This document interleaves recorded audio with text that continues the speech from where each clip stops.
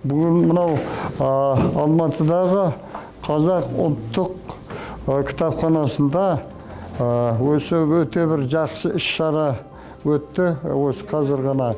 Бұл іс-шара мынау қазақтың үлкен азаматы, қаламгер, жан-жақты өнер иесі осы Қаршығабек Қамбарбекұлының шығарып отырған бір емес қос бірдей журналының тұсаукесері өтті.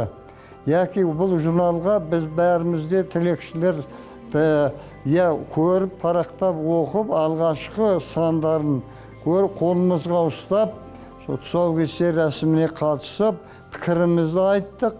Онан кейін алдағы жоспарлар жөнінде осы журналға сәт сапар тілейміз.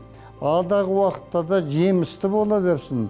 Яки бізде кемшін болып жатқан жеріміз көп өте, әсіресе рухани салада. Осы рухани азығымыз молая берсін. Қазақ халқы бұл екі журналда да аңыз бен ақиқат және жаңғырық екеуінде аты да заты да жақсы, өзі мазмұнына өзі несі пішіні сай жақсы шыққан екен Үшқиян баспасынан. Мынау таралымы журналдың, осы екі журналдың таралымы өте мол болсын, оқырмандарға жете берсін.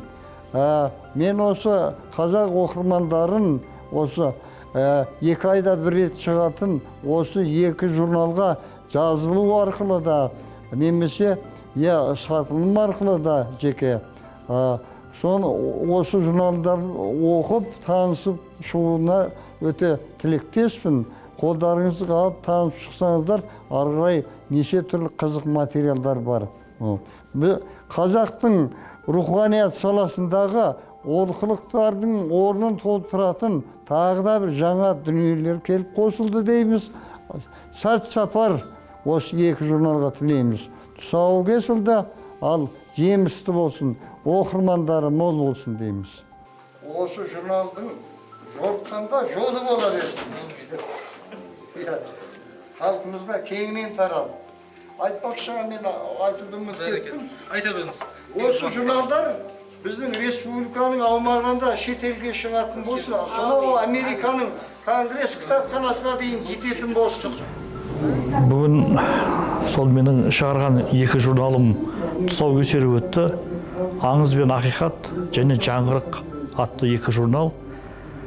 Бұл журналдардың мақсаты тарихи таным, рухани жаңғыру, әдеби көркем журналдары.